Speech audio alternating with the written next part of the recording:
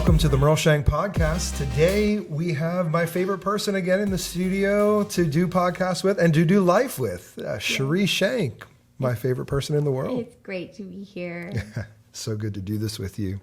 Today I want to talk about just some of the things that we've learned over our journey. And we've been doing ministry for a long time and different aspects of ministry. But, you know, there's times where you go in faith. There's times where you just lean into it and God bails you out as you go. There's leaders that build the ship at sea, right? They build the plane in flight. And then there's times where the Lord prepares you ahead of time. But in both scenarios, I think we wind up experiencing where something just starts to click, right? Where things start to work. And we get over the learning hump, like everything that we need to learn to start to become fruitful, we learn, or start to learn, get to a point where we're cognizant of it enough to start to become fruitful. Tell me about some times where you've seen that happen for us, just in our story. Yeah. I mean, those things, if I look back on our story, there's places where God brought, I like to use the language of tools. He brought tools into our tool belt that we didn't know we didn't have yet and that we needed. And one of the things I've appreciated about you is that you're always looking for God to shift that. Like, you're like, all right, Lord, I've heard you pray, like, Lord, I need you to father me in this because I don't know how to do this next thing. And if I look back in our life, there's been time after time after time. We might even had prophetic dreams. We might even had prophetic words about it. But then the Lord stepped in and brought a tool or a resource. And I feel like when I look at the trajectory of our life, it was the willingness to be open, to receive feedback. But then it was always through someone, right? There was always like the setup and then God bringing a delivery. And it was usually a prophetic timeline to it, like, oh my word, we didn't know we needed that, and now look, we're right into this next season. But I think a lot of that came from this place of you being committed to not doing ministry alone, you being committed to building relationships with people who could spiritually invest as a mentor, a father, a mother, a coach, and bring that in. I want to back up here a little bit because there's a whole lot of principles you just kind of glossed over right there.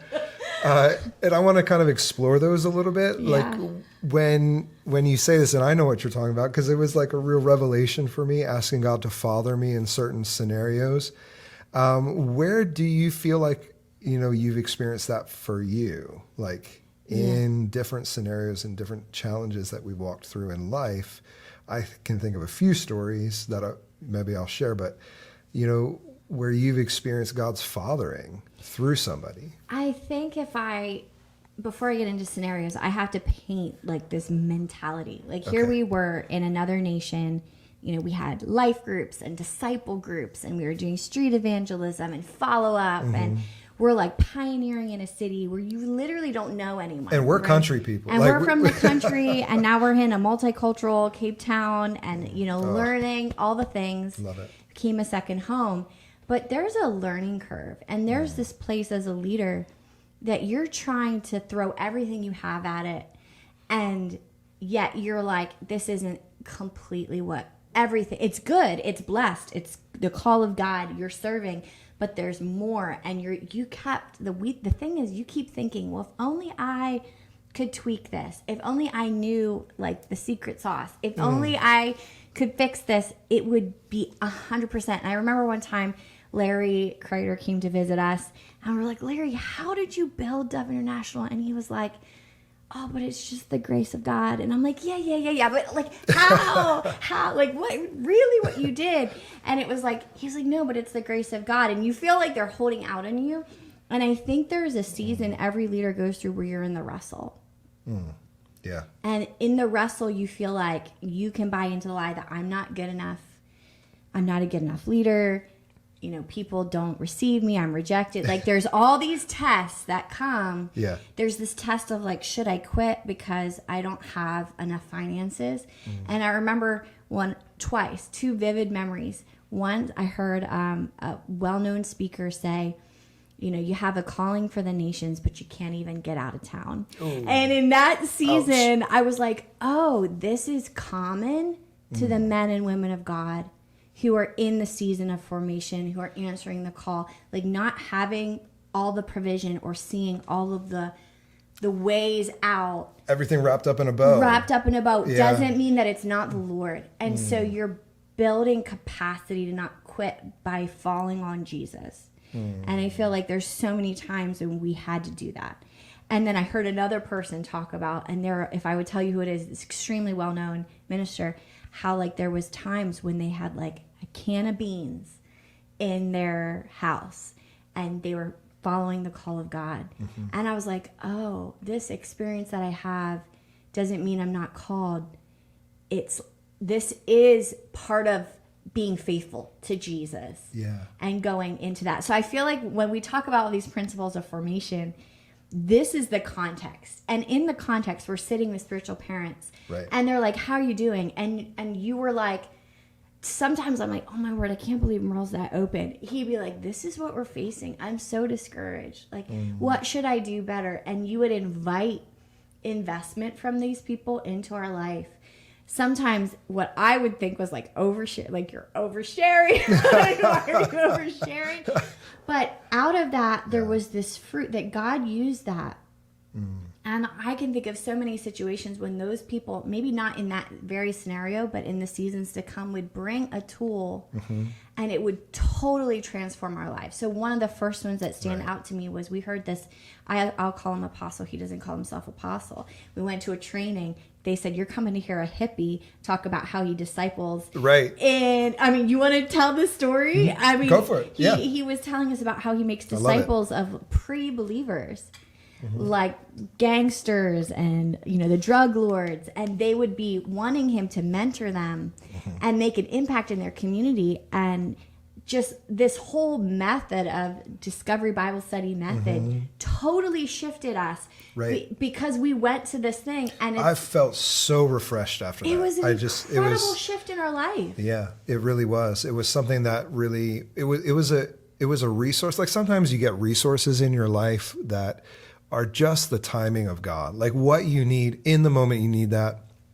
And I know for me, like there's been so many times that I've experienced the Lord doing that, and where at the right time, at the right season, just here another week, a week or so ago, I had the conversation again of like, I'm used to God working this way with me, that when the Lord, when there's a season of need, a desperate need, like he comes and he brings the right resource. Do you know how that started? Like you were meeting with a well-known apostolic father in the city. And just because we had come out of a real season of just the ministry or part of collapsed, and there was just pain. And mess and just a sense of betrayal to like the things of the Lord, and like how could this leader do this thing?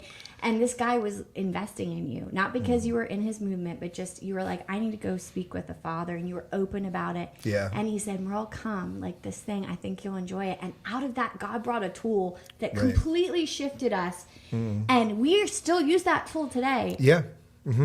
I think the Lord's faithful to do that. There's been a lot of times, even with like different books and different things that people would have given to us in key moments that really shifted us, and I don't know that we would have valued it as much if it wasn't like in the moment of need, but it was so many times like the answer of the Lord and just what he was doing in and through our lives. You spoke about spiritual fathers and just the role that they play, and the role that as leaders, we love spiritual parenting and that model for ministry because it's so helpful, because it's been so impactful and helpful in our lives, right? And I always say this, like when you need a spiritual father, isn't the time to be looking for them, right? Like those relationships are built ahead of time. Like even you mentioned that like we would share, and then later on in different seasons, these people God would use them to bring resources into our life that were very impactful.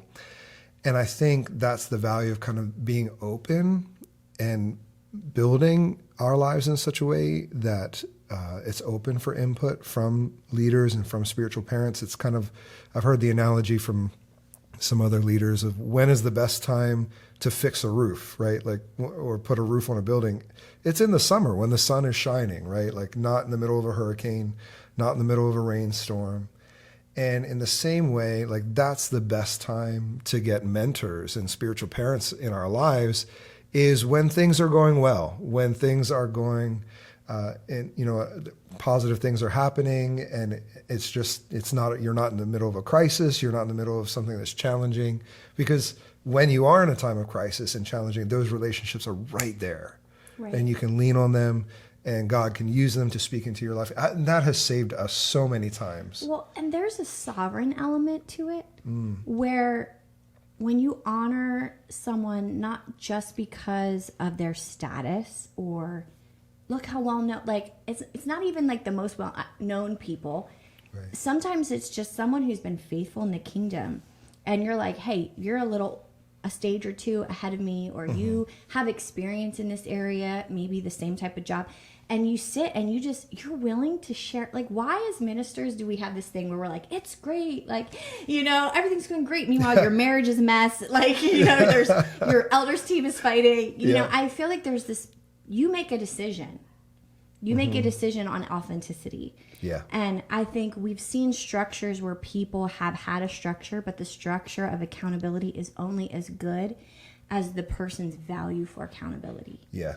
Because when someone tells you, watch out for that area, 9 times out of 10, you might not see it.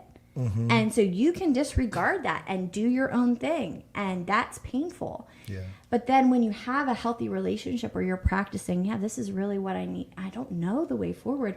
It's not like that person said, yea, thus says the Lord. I have the word of the Lord for you.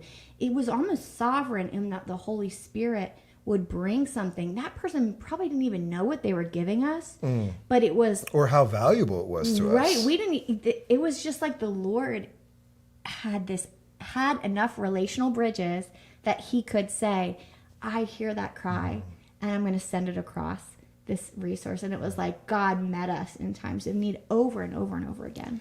I think it was John Eldridge that really, we've always pursued and believed in spiritual parenting, spiritual fathering, and that God speaks to us as his children through spiritual parents, right? And mentors and people who give so into our lives. That's always been our perspective. And that there can be multiple spiritual parents, right? Yeah. Where no one person embodies the fullness of the heart of God for you. But there are definitely, people who are more significant in our lives than others. But I think one of the things that was really a revelation for me is that God's heart is so big and God's heart is so good, and he is going to father me through all of these different connections, right? Like, God, like, you're here and you can use anybody to help give me what I need in this moment. I remember going into a bank. I love this story. This is crazy. Like, I didn't know what we were looking for. Right. I didn't even know the language of what we were looking for in that season. Like, had to do with, we were busy moving continents and just international transfer of funds. And it would have been seen like an investment world, like something like that. And I didn't even have the language. I didn't know how to do it. I didn't even know who to go to talk to. We were like, right. Who do you talk to about this? Like, I had nobody in my life that like had done international investment, because it wasn't that we were investing, but it was seen as that. And that was the language we needed to be able to describe what we were doing as we were moving our family from continent to continent. And like, in that moment, like, I walked into the bank, like, God, I have 2 hours in a developing nation to find all these answers, to set things up, because I have a meeting tonight and I need to get on a plane tomorrow, right? Like, and if you've ever been in a developing nation, just having 2 hours to do anything in like any kind of institution is not a lot of time, right? So I walk in and there's this really long line. And I was like, oh, I'm not going to get in that line. I'm going to get in this line over here, right? And as I was getting in that line, I'm like, Lord, I need you to father me in this. Like, we need this. I don't know. I need you to father me through somebody here in this bank, like total strangers. I knew nobody, right? I need you to father me. And that was my prayer going in. And I got in the short line, and a bank employee came walking down the line and finding out what everyone was there for. And when I told him what I was there for, he was like, "Oh no, you need to go and get in that long line over there." Oh, and I was no. like, "No." And as I'm walking to that line, this gentleman gets in line in front of me, and he has like a stack of papers, right? Like, I don't know. It was probably 100 papers or something of just different things. And I'm like, and I made some joke. I said, "Oh no, I'm getting behind the guy with an armful of papers." Like, and he laughed and I laughed, and he heard my accent, and we started to just hit up a conversation and hit it off. And I was being open because I'm like, "Lord, you need to follow me." So I'm looking for the right input, and not oversharing, but like sharing enough that like the bait's out there for people to take, right? Like, "Oh, I'm looking to be able to do this, and I'm not sure exactly what I need to do, but this is what I'm thinking." And he said, "Well, that's really interesting. Like, that's actually my specialty. Normally I send somebody else to the bank, but today, because of some specific cases that I'm handling, I need to be here, myself. And this is what I do professionally." And for the next 45 minutes, hour of standing in the line, he gave me everything I needed to do. He was like, "You need to do this, this, this, and this. And when you do that, then you need to do this over here, and then do it twice because you're going to need a comparison." And he gave me step by step what I needed to do there at the bank, what I needed to do, with the real estate attorney like we were dealing with. And like, just, I walked in knowing nothing. I walked out. By the time I got to the bank teller, I had the verbiage, and I had the steps of how to handle what I needed to handle. It was just totally a God thing, right? And when I walked out of the bank, I had the next steps for like the next 6 months and the subsequent years of how to focus and what to do when.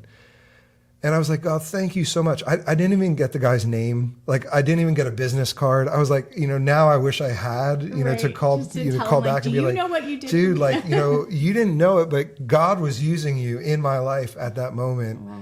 And this is part of a God story. And, but I don't think he was an angel. Like, it was a legitimate business, and maybe he was, but like, God fathered me through him. And that was something that was so poignant to me. I was like, "No way. Like, God, you're that good that we're never alone." That's right. Yeah. We're never alone. It's so good. And so many times I think we can fight those battles, of feeling alone. And that's the lie. That's the lie. And it's common in ministry. You can feel very isolated. Yeah. Yeah. And so, I don't think that's our modus operandi, is to just not know anybody. We definitely, want to invest in relationships, but that's one thing that's really saved us and walked us through different and challenging scenarios, because I didn't know what to do all the time. We didn't. Sometimes you have a call of the Lord, and so your yes takes you to a place where you actually need to grow into, but you said yes. So you're out in this place of faith. But with your faith, you have to add this element of vulnerability and dependence, not just on God, but he doesn't want us to be islands to ourselves. And right. I think you've really stretched us in that. I remember another time when you say what really shifted us with tools. We had an amazing connection with a couple that came to Cape Town, and just amazing God connection in a short period of time. And we had met with them one time on a trip back to the United States, and they were like, "You should really read this book." And it was like God knew what was going to happen when we got back.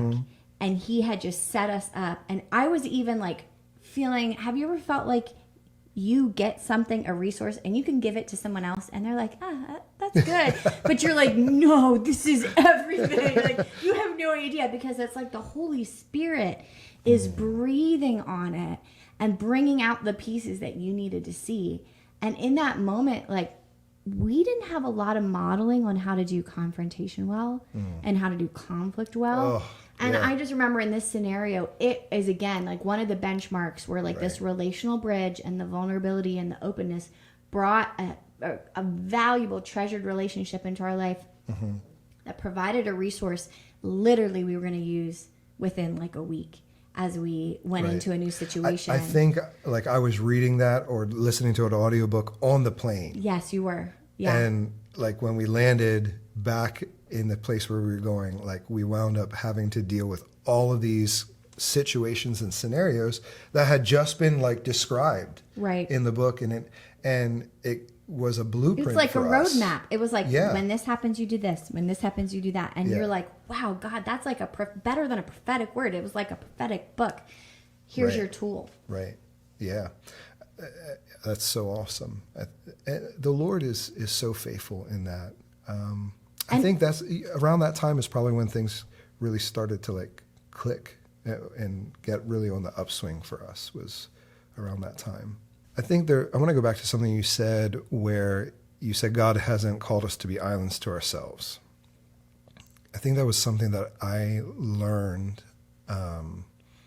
was that God adds the right people at the right time into our lives. And specifically when it comes to teamwork, let's talk about that. Like so many times I think a team or a leader can wind up thinking, if I only had a better team, right? Like you talked about some of those lies, right? Like, oh, if I only had a better team, then we would really achieve much. And the team is thinking, oh, if we only had a better leader, then we could really serve God and achieve much, you know? And for me, I had to learn that like, no, actually God has brought the right people. There was a few times God swapped some people out, but God's brought this team together to accomplish this vision, and having hope and having faith in that and learning to work together and walk together in a place of teamwork and flowing together with giftings, and where, you know, your strengths are not my strengths, and so they are complementary, and your strengths cover my weaknesses, my strengths cover your weaknesses, and like you have a whole team dynamic of that happening. I remember one preacher talking about how Jacob was able to bless his sons. The Bible says that Jacob blessed his sons, leaning on top of his staff, right? And, you know, he preached into it as only like a really high power African preacher can do. He's like, you got to lean on your staff. You know, you got to staff your weaknesses. That was powerful. You know, like, and for me, that was really impactful. That was another moment of something that God was bringing in for me in a special time, just to like really lean into the giftings of other people and staff my own weaknesses instead of trying to make my own weaknesses stronger. Well, you could feel like, well, I'll just figure out how to do these things. Yeah. You know, and there's an element of like competence and understanding that is valuable. But And when you pioneer, you do everything. You do everything. Like you're mopping the floors and cleaning the toilets, and you're setting up and tearing down and all the things. But there is a place where you learn to say, actually, that person brings something valuable, and I'm going to listen to the contribution that they bring, and maybe it'll make what my vision flex or change or develop. And I feel like that's a leadership growth continuum. Like no matter where you are on the continuum, there's always room to like just figure that out in a better way. Yeah. Where it's not all about you. Yeah. And you recognize what you bring as important, but you also recognize what other people bring as important. And finding that, I think, let's talk about like how do you find that? Like how do you discover that in other people, right? Because I think most people want to be flowing in what they're really good at, right? They want to be seen and heard and contribute. Yeah. Right. They want to contribute in a significant way. Yeah. But how, like, what are some ways that you've seen where we've walked with people for them to find their strengths? Yeah, I mean, I think number one is know your context. So when we were cutting our teeth in pioneering, a lot of the culture was the pastor sets the direction, he sets everything, and they're going to just say yes, you know, to everything that you say. And eventually you turn around and like nobody's there, you know, but they said yes. So number one, we're behind you. We are way behind you. Yeah. So know your culture, because your strategy is going to adjust depending on the type of culture in the city that you're working in.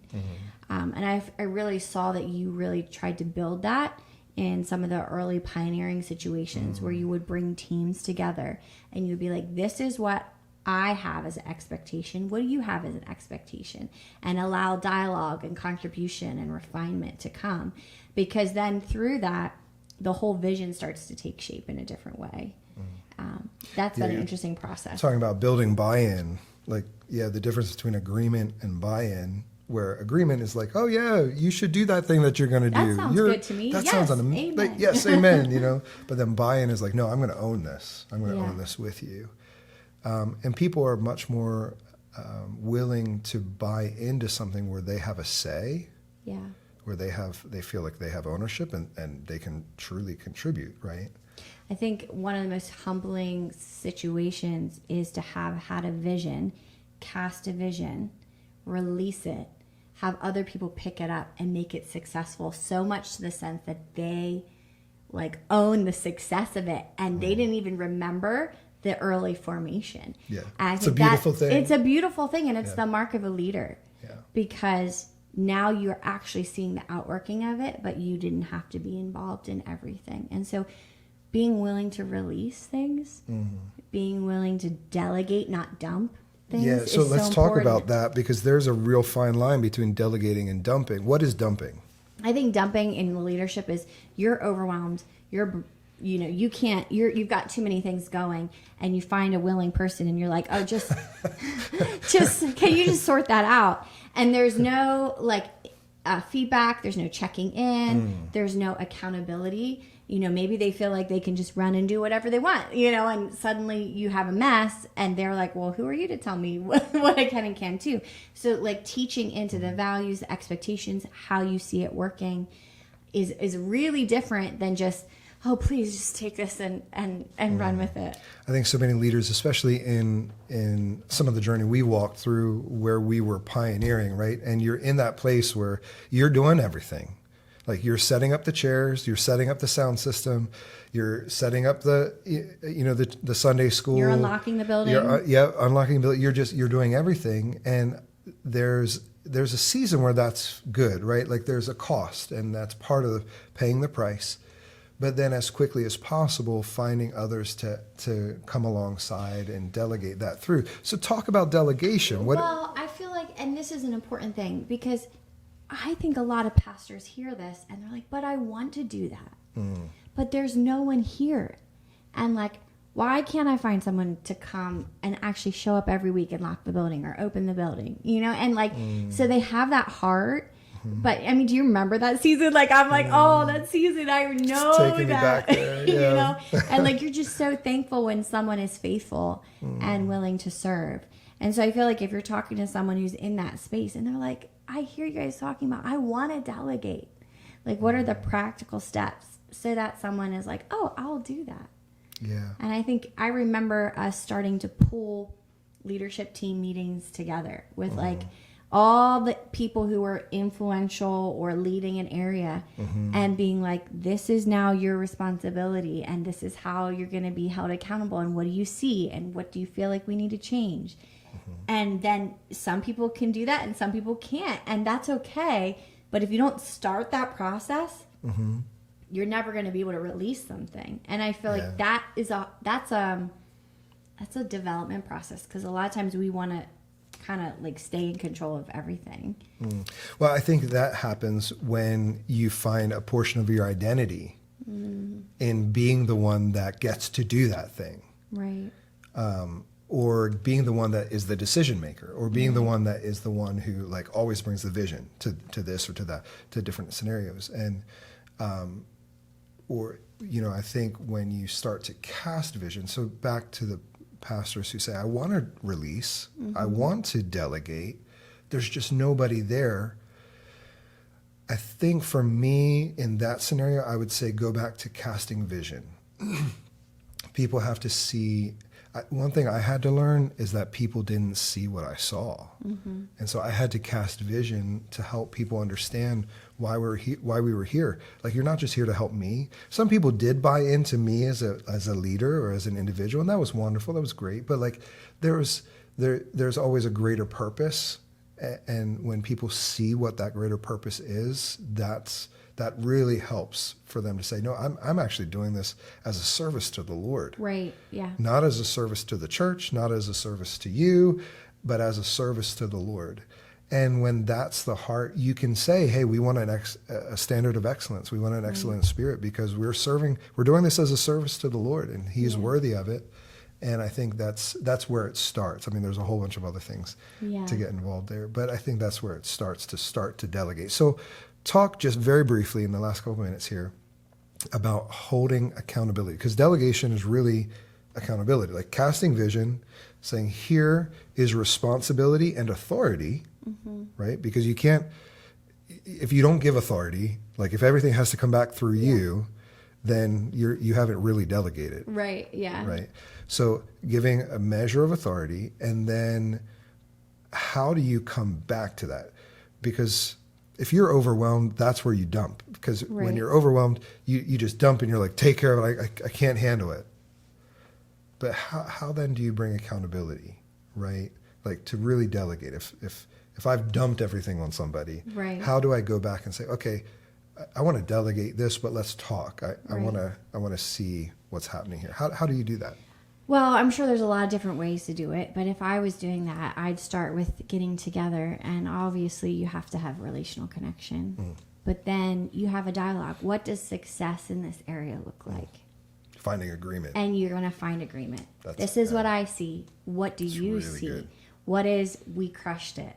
We hit the target look like? And you start to like, where's the parts that are feeling like it's a frustration for you, for me, for what could be better? Look for that. And then just come up with some points and be like, does this sound like something that you want to commit to, that you could be okay, when we meet the next time, we're going to look at these things and see how it's going. Is there anything that we can fix? Because then you have a place of agreement. Like you said, you didn't dump. You have shared expectations where it's not just one person saying, well, this is my vision and what I want to do. You need to have people who are empowered, but who also know that they have responsibility and accountability. So if I was starting fresh with someone to say, hey, would you lead the usher team?